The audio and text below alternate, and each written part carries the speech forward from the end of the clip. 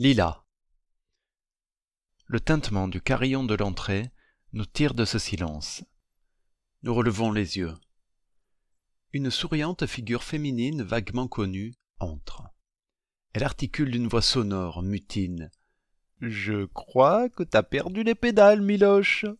En effet, je reconnais, au bout de la fine main de celle dont j'ai appris le prénom quelques jours auparavant, mes pédales disparues. « Bonsoir, Lila. »« Bonsoir, Miloche. T'as retenu mon prénom. Par contre, tu bégayes toujours autant. »« Bonsoir, Aimé. »« Bonsoir, Lila. Tu es la bienvenue chez moi. Je t'offre un thé amélioré ?»« Avec grand plaisir. Ça va me réchauffer un peu. Je me suis habillé comme un été. J'aurais pas dû. J'ai une chair de poule généralisée. » Lila me tend la paire de pédales que j'accueille en balbutiant en faibles remerciements. Elle embrasse la pièce du regard en se frottant les mains, épaules relevées. Son visage est un peu rougi d'automne. Aimé revient avec le grog, lui en annonce la composition d'un ton de majordome.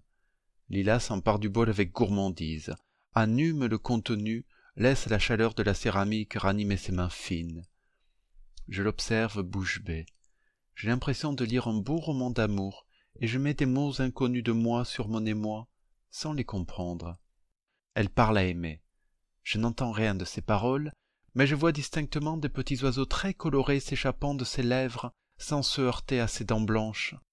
Les volatiles forment un halo à dominante verte et rouge autour d'elle, emplissant peu à peu la pièce.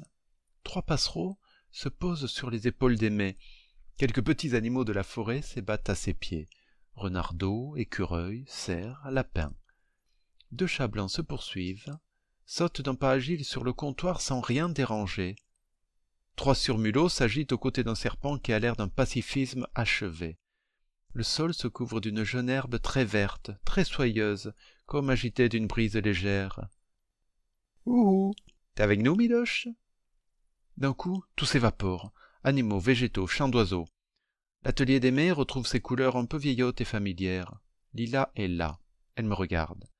Les mots qu'elle a prononcés s'agencent en une phrase dont je saisis le sens. « Oui, je crois que j'étais un peu partie, » répond-je à la demoiselle. « Qu'est-ce qui t'est arrivé ?»« Je n'étais pas là. »« Ça a l'air plutôt habituel chez toi. Non, c'est pas ça qui m'inquiète. Le fauteuil roulant, c'est pour te donner un style ?» Je lui raconte mon histoire, en omettant beaucoup de détails. Ma parole, quand elle est dirigée vers Lila, se fait moins fluide, plus balbutiante. Elle peine à sortir, mais c'est normal. Cette fille vient de l'inconnu, il faut que je m'adapte. Et puis elle est... C'est difficile à décrire. Les organes internes m'envoient des messages impénétrables. Pour me mettre sur la voie, ils me font un peu transpirer le front et les mains. « C'est super pas drôle de se casser une jambe !» conclut-elle dès la fin de mon récit. « T'en as pour combien de temps ?»« 3 mois. »« La vache ! 3 mois en fauteuil roulant ?» Lila siffle d'exclamations. « T'es venu comment ? On t'a amené ? Aimé m'a dit que t'habites pas tout près. » Ainsi, elle a parlé de moi à Aimé ? Aurais-je des trous dans mon armure d'invisibilité ?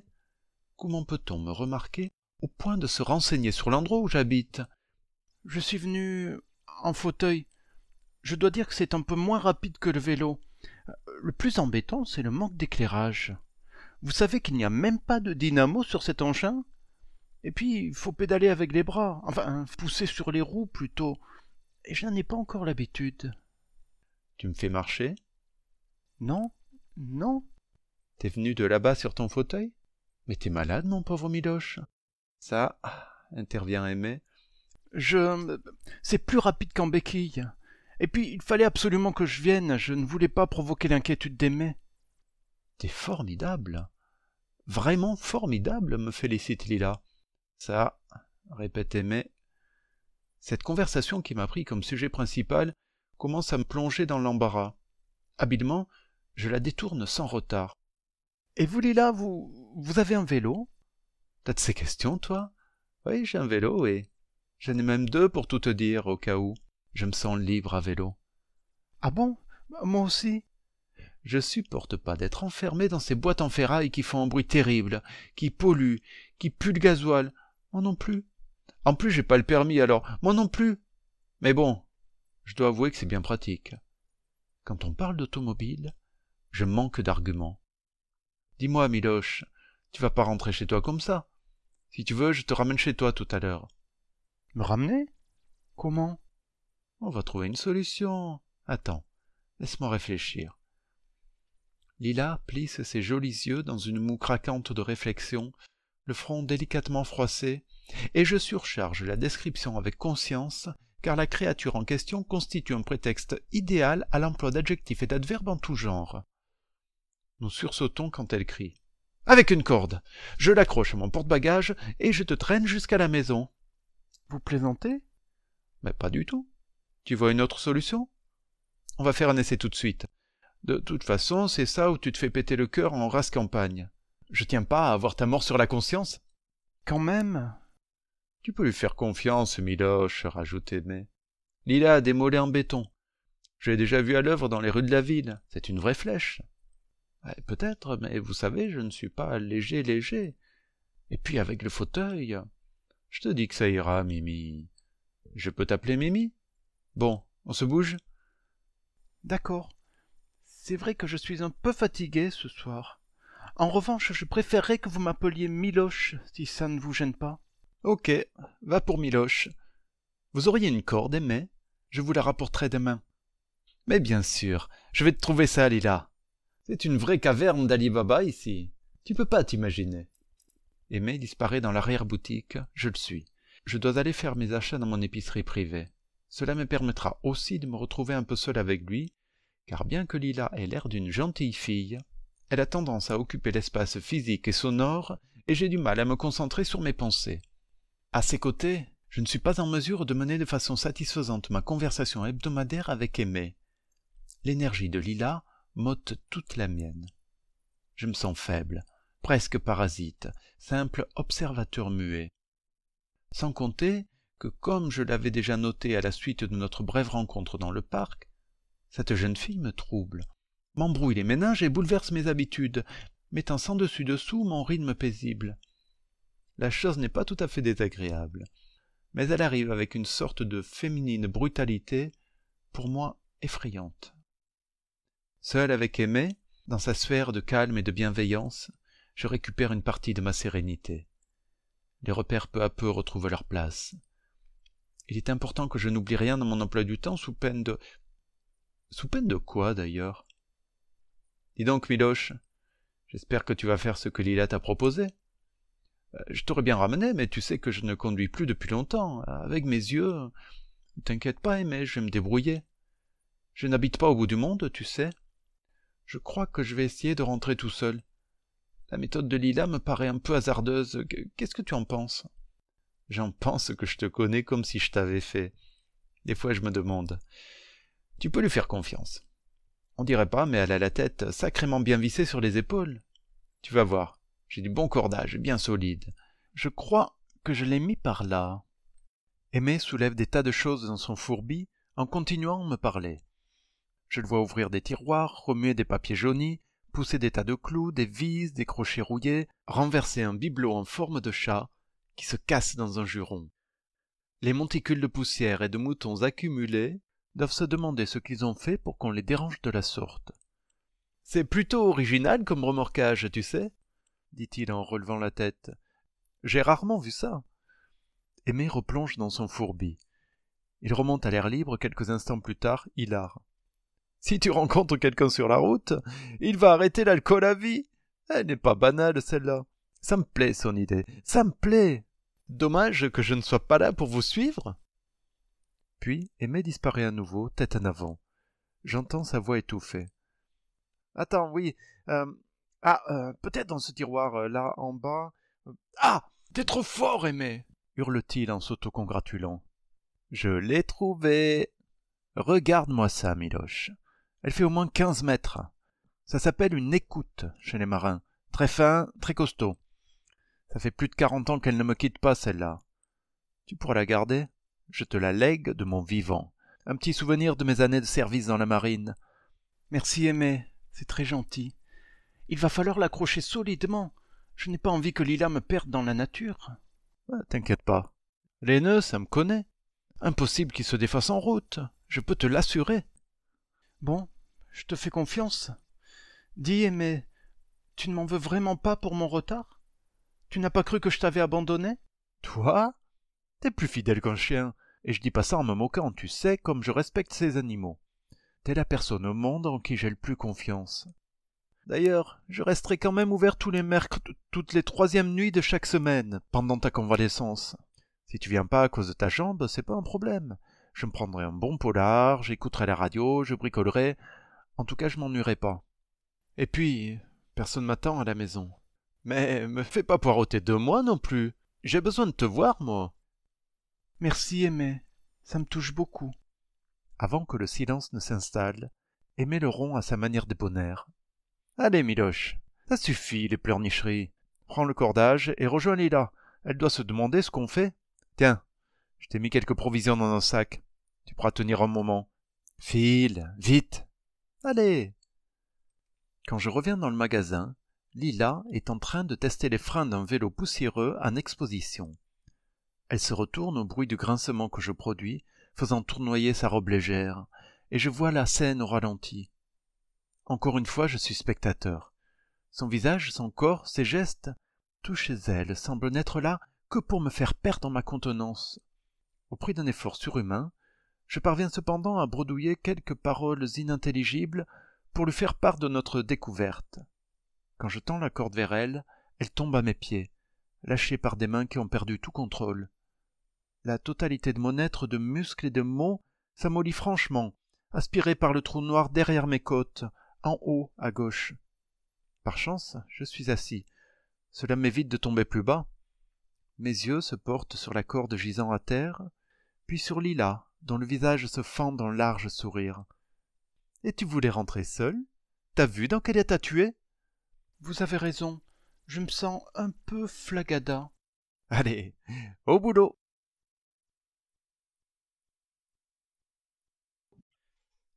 Tour de chauffe.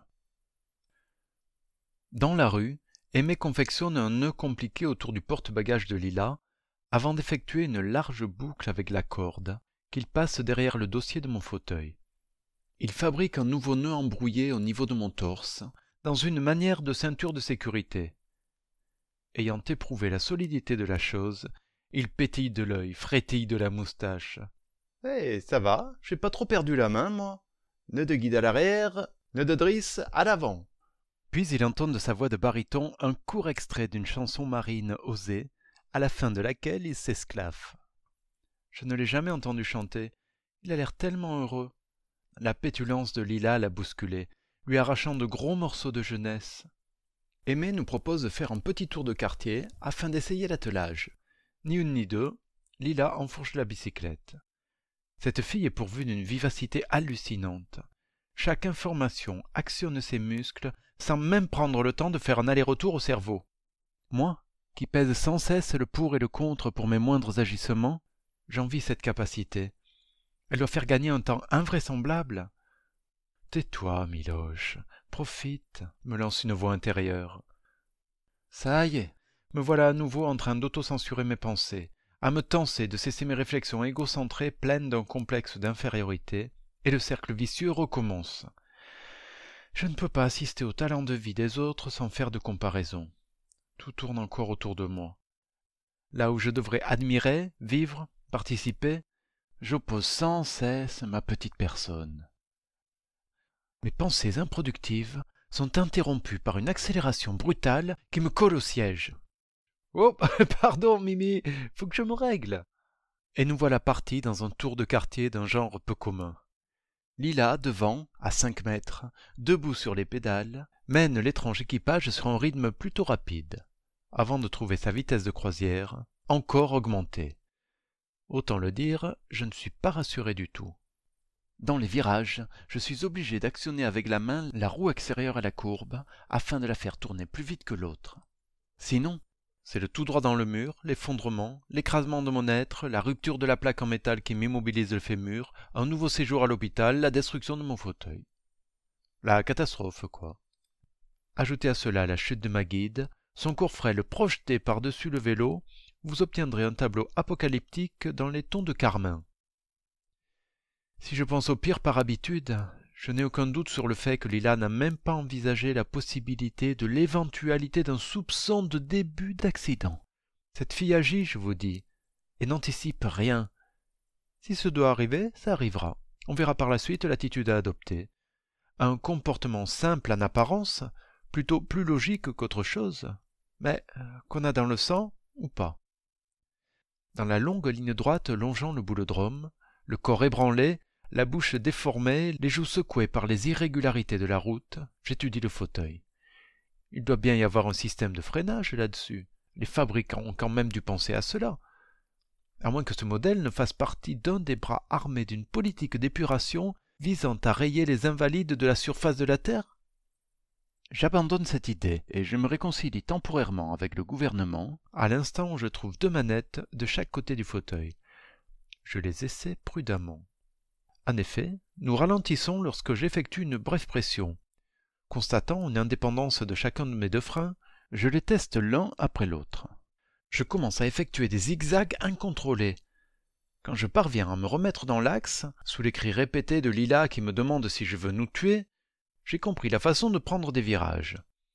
Je parviens à dompter quelque peu la machine, et le rodéo mécanique prend presque des allures de manège. Jusqu'au moment où nous revenons dans la rue de la roue qui file. Je vois Aimé, au loin, qui nous regarde les mains sur les hanches, l'air effaré. Il se rapproche très vite sans se déplacer. Lila n'a pas modifié son rythme d'un iota. La sueur me monte au front. Je lui hurle de ralentir. Elle pile sec devant Aimé. En écrasant mes stupides poignées de frein, je dépasse Lila en crispant les mâchoires, les yeux exorbités. Mon cœur cogne à tout rompre. Quand la corde se tend, j'exécute un demi-tour parfait dans un dérapage. Fracas. Le vélo de Lila est tombé, sa conductrice l'a suivi. Les fesses sur le goudron, elle s'inquiète de moi. « Ça va, Mimi ?»« Oui, très bien. » Elle éclate de son beau rire en se relevant, et son hilarité fait tache d'huile. Contaminés, nous lui emboîtons les zygomatiques. La rue se remplit de joie, les façades ternies de nuit adoptent des tons vifs. L'Italie s'invite chez nous. Pendant que j'assiste à ce spectacle, la peur tarie décuple mon rire. Je suis tout étonné d'entendre ces éclats s'élever de ma bouche à moi. Aimé s'esclaffe lui aussi en tapant dans ses mains. Son hilarité fait plaisir à voir. Quelle belle invention que le rire, pensai-je en observant mes amis. Mon regard s'attarde alors sur les détails du visage de Lila, et je suis pris d'étranges sensations. Il ne s'agit pas tout à fait de la même chaleur que celle que je ressens après la lecture d'un roman adoré, ni en face d'une belle œuvre d'art. C'est ici autre chose, de l'ordre d'un certain malaise général, un inconfort illogique, dirais-je, puisque comportant à forte dose ses côtés agréables. J'essaierai de trouver les mots justes à la maison. Les regards se tournent vers moi. Il paraît que j'ai les cheveux en pétard. Légèrement mal à l'aise de n'être pas plus présentable et d'avoir été surpris dans ma contemplation, je passe une main aux doigts écartés dans ma tignasse afin de retrouver une coiffure non pas normale, mais habituelle. Nous restons suspendus tous les 3, silencieux un instant, soudés par cette complicité vivifiante privée de gravité. Je n'ai pour ainsi dire jamais connu cela. C'est bon. Prêt pour le grand voyage, Mimi? Atterrit Lila. Oui, je crois. Ça t'ennuie de m'appeler Miloche? Tu n'aimes pas mon prénom? Oh, excuse-moi, Mimi, Miloche. J'aime beaucoup ton prénom, mais j'ai tendance à donner des diminutifs à tout ce que je croise. Promis, je vais essayer de t'appeler Miloche, Miloche. Merci, c'est juste que je me suis habitué à mon prénom. Tu changeras jamais, toi, me lance Aimé en ébouriffant mes cheveux qui, décidément, n'ont aucune suite dans les idées ce soir. Avant de vous laisser battre la campagne, je vais jeter un coup d'œil à ces freins. Joignant le geste à la parole, il actionne le système en technicien. Ouais, c'est normal que ça marche pas. Le freinage se fait sur le pneumatique. Quel sagouin. Tu vas voir. Je vais te bricoler 2 freins dignes de ce nom.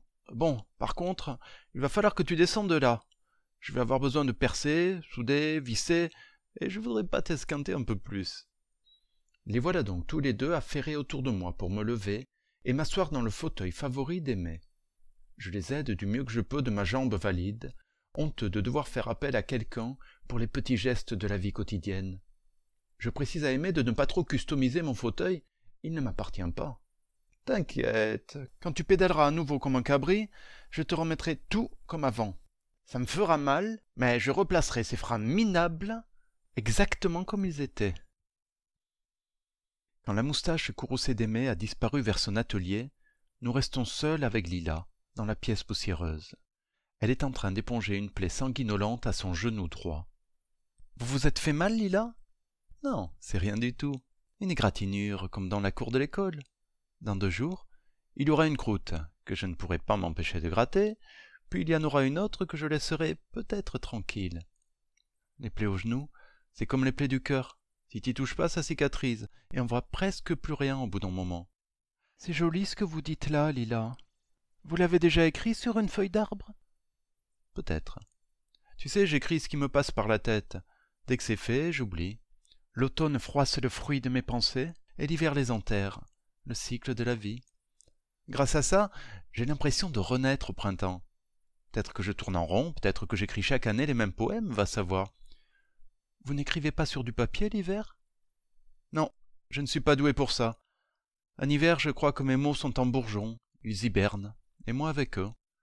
Alors je me promène, je me remplis la tête d'impressions, de la jolie lumière de décembre, du froid sec de janvier, de la longueur de février.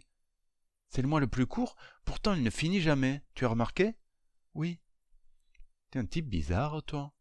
T'es une des seules personnes que j'ai croisées à ne pas me demander à quoi ça sert d'écrire des poèmes sur des feuilles. Ah bon ? Vous avez envie que je vous le demande ? Mais non, non, ça m'étonne, c'est tout. Ah bon ? Tant mieux alors, tant mieux. Et Aimé, il vous l'a demandé ? Non plus. Il m'a juste dit « T'es une originale, toi. Il faut que je te présente quelqu'un. » Ah bon ? Qui ? C'est bien ce que je disais. T'es vraiment un type bizarre ? Je ne sais pas. Tu fais quoi dans la vie ? Plein de choses comme les autres. Je mange 3 fois par jour, je dors, je me lave... Miloche ! Tu te fous de moi ? Bien. Je voulais dire... Tu vis de quoi ? T'as un métier, une passion ? Oui, je vis de ma passion pour les vélos et pour le marbre. Le marbre ? Oui, je sculpte des formes en marbre. Il y en a dans la vitrine d'Aimé. Waouh ! Je les ai vus. J'adore. On dirait des nuages. Oui, il paraît. Monsieur est un artiste, alors. Où tu exposes ? Chez moi, chez Aimé et chez Lolek et Danka, des amis. C'est tout ? Oui. Tu n'as jamais eu envie d'exposer ailleurs ? En galerie ? Pourquoi ? Pour vendre tes sculptures, par exemple. Pourquoi ? Mais pour avoir de l'argent, Mimi. Pourquoi faire ? Bon, ok, disons que je n'ai rien dit. On joue aux dames ? Sans attendre de réponse, Lila s'empare du jeu de dames qui trône sur le comptoir d'Aimé, à côté d'autres jeux de société auxquels nous jouons parfois jusqu'à tard dans la nuit. Elle prend les blancs, moi les noirs. Je n'ai pas l'impression d'avoir le choix.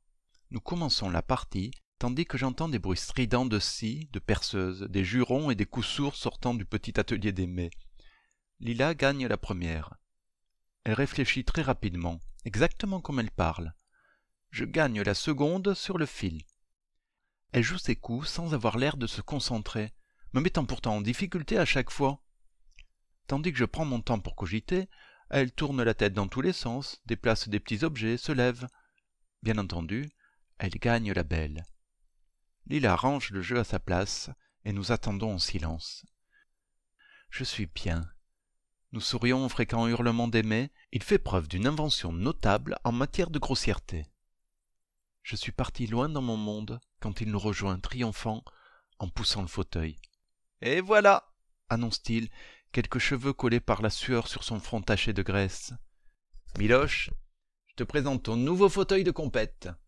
Je t'ai mis 2 belles poignées de frein à 2 morts chacune. Frein en caoutchouc de première qualité, bien sûr. Tu peux te faire tracter par un camion maintenant. Tu freines, tu le stoppes net. J'ai rajouté un harnais amovible, vissé à l'avant du fauteuil pour accrocher la corde. J'ai bien pensé à l'airbag, mais il me manque des pièces. Grâce à un ingénieux système breveté Aimé, avec un copyright la Rookie Feel, ce harnais pivote sur lui-même, grâce à 2 papillons et se transforme en porte-roman. Ainsi, tu pourras lire confortablement sans avoir à poser ton livre sur les genoux et ainsi économiser ta nuque. C'est très douloureux le mal de nuque, tu sais. Ça peut provoquer des migraines ou des étourdissements. T'es jeune, toi, tu te soucies pas encore de ça. Mais tu verras plus tard, tu te diras « Aimé avait raison ». Et attention, merveille des merveilles, je t'ai placé une dynamo sur chaque roue, qui alimente chacune un gros phare des 2 côtés de ton siège au niveau de la tête. De loin, tu vas ressembler à une grosse libellule. Le souci, c'est que j'ai peur que t'éblouisses un peu trop les voitures. Alors, que penses-tu de ton fauteuil? C'est superbe, Aimé. Je ne sais pas comment te remercier. Comme si j'avais besoin de ça. Tiens, on va dire que c'est ton cadeau d'anniversaire, Miloche. Bon anniversaire. C'est ton anniversaire? M'interroge Lila.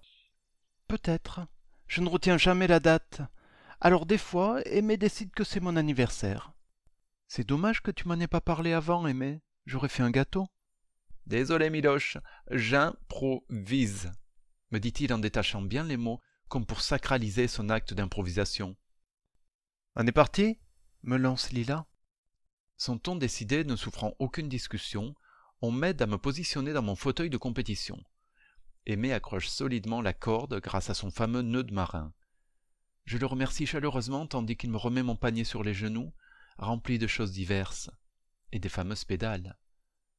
Allez les enfants, bonne route! Nous démarrons aussitôt après que j'ai brièvement expliqué à Lila la direction à prendre. Elle connaît le coin. J'agite la main en direction d'Aimé. Il répète encore rigolard. C'est pas banal ça, c'est pas banal. Et les éclats de sa voix rebondissent pour se perdre lentement dans les rues.